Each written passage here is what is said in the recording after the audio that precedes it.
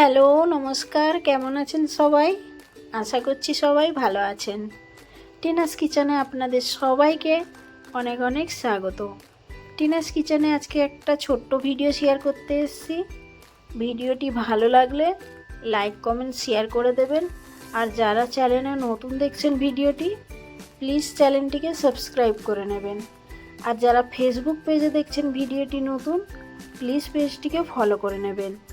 তাহলে আপনাদের সঙ্গে নতুন নতুন রেসিপির ভিডিও শেয়ার করতে পারবো। তো আজকে আমি বানাবো আলু দিয়ে চিংড়ি মাছের একটা রেসিপি, সেইটা আপনাদের সঙ্গে শেয়ার করতে এলাম। তো প্রথমে তো এখানে আমি একটু হলদে সর্ষে ওইটাকে জল দিয়ে ভিজিয়ে রেখেছিলাম কিছুক্ষণের জন্য। তারপরে এতে আমি একটু গোটা জিরে আর গোটা ধনে আর একটু আদা, রসুন, একটু পেঁয়াজ আর ঝালের জন্য কটা কাঁচা লঙ্কা, এটাকে মিক্সি করে নেব। এদিকে আমি ডুমো ডুমো করে আলুগুলো কেটে ভাজতে দিয়েছিলাম, সেগুলোকে বেশ ভালো করে ভেজে তুলে নেব। এই রেসিপিটা একবার ট্রাই করে দেখবেন, গরম ভাতে দারুণ লাগে খেতে। চিংড়ি মাছের তো অনেক রেসিপি আমরা খেয়েছি, তো এইটা যদি না খেয়ে থাকেন তাহলে বলবো একবার হলেও ট্রাই করবেন। তো এখানে আলুগুলো ভেজে তুলে নিলাম। এবার আমি আগে থেকে চিংড়ি মাছগুলো বেশ ভালো করে পরিষ্কার করে ধুয়ে রেখেছিলাম, একটু নুন আর হলদি মাখিয়ে ওটাকে হালকা একটু ফ্রাই করে নেব। চিংড়ি মাছগুলো ভালো করে ভেজে তুলে নেব। চিংড়ি মাছগুলো তুলে নিয়ে তারপরে এতে আমি রেসিপিটা বানাবো। তো আমি এটা সর্ষের তেলে রান্নাটা কমপ্লিট করছি, আপনারা চাইলে এটা সাদা তেলেও বানাতে পারেন।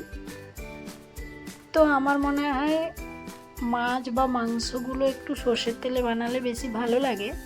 তো যারা পছন্দ করেন না সর্ষের তেল, সাদা তেলেও বানাতে পারেন।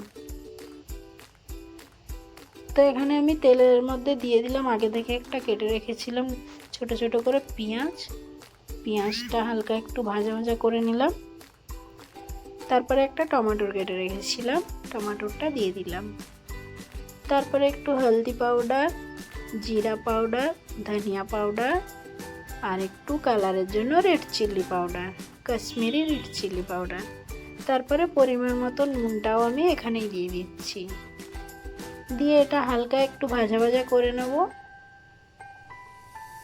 তারপরে মিক্সি করে রাখা মশলাটা এর মধ্যে মিক্স করে নেব। মশলাটা দিয়ে বেশ ভালো করে কষিয়ে নেব। মশলাটা বেশ ভালো করে কষানো হয়ে গেলে, মশলা থেকে তেল ছেড়ে দিলে তারপরে আমি এতে ভেজে রাখা আলুগুলো দিয়ে দেবো। আলুগুলো দিয়েও একটু ভালো করে মশলার সঙ্গে কষিয়ে নেব। আলুগুলো দিয়ে বেশ ভালো করে কষিয়ে নিয়ে তারপরে আমি এতে চিংড়ি মাছগুলোও দিয়ে দেব। চিংড়ি মাছগুলো দিয়েও কিছুক্ষণ কষিয়ে নেব। চিংড়ি মাছগুলো দিয়ে কিছুক্ষণ কষিয়ে নেওয়ার পরে সামান্য একটু আমি এতে জল অ্যাড করব। জলটা দিয়ে একটু ভালো করে কষিয়ে নেব, যাতে মশলাটা বেশ ভালো করে কষানো হয়ে যায় জলটা দিয়ে। এতক্ষণ বিনা জলে কষাচ্ছিলাম, এবার সামান্য একটু জল অ্যাড করে বেশ ভালো করে কষিয়ে নেব, যাতে মশলার কোনো রকম আর গন্ধটা না থাকে। জলটা দিয়ে ভালো করে কষানো হয়ে গেলে তারপরে আমি এতে পরিমাণ মতো ঝোলটা দেব। তো এটা খুব বেশি ঝোল রাখার প্রয়োজন নেই, একটু বেশ গায়ে গায়ে ঝোল রাখলেই ভালো লাগবে খেতে। আপনারা চাইলেও বেশি ঝোল রাখতে পারেন, তো চিংড়ি মাছ বেশ ভালোই লাগে খেতে। তো জলটা দিয়ে বেশ ভালো করে মিক্স করে নেব, দিয়ে এটাকে কিছুক্ষণের জন্য ফুটিয়ে নেব। তো এখানে তো আলুও ভাজা আছে, যেহেতু আলুও সেদ্ধ হয়েই আছে, চিংড়ি মাছও ভাজা আছে, তো খুব একটা সেদ্ধ হতে টাইম লাগবে না। তাই জন্য জলটা দিয়ে কিছুক্ষণের জন্য ফুটিয়ে নেব।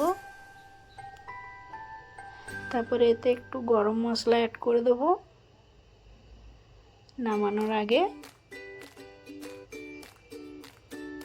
একটু ধনেপাতা দিয়ে নামিয়ে নেব, দিলে আজকে রান্নাটা কমপ্লিট হয়ে যাবে। তো আজকের ভিডিওটি কেমন লাগলো আপনাদের কমেন্ট করে অবশ্যই জানাবেন, আর ভালো লাগলে একটু ভালোবাসা দিয়ে পাশে থাকবেন। সবাই সবার পাশে থাকবেন। আজকের মতো ভিডিওটা তাহলে এখানেই শেষ করছি। দেখা হবে নেক্সট ভিডিওতে। সবাই ভালো থাকবেন, সুস্থ থাকবেন, সবাই সবার পাশে থাকবেন। টাটা।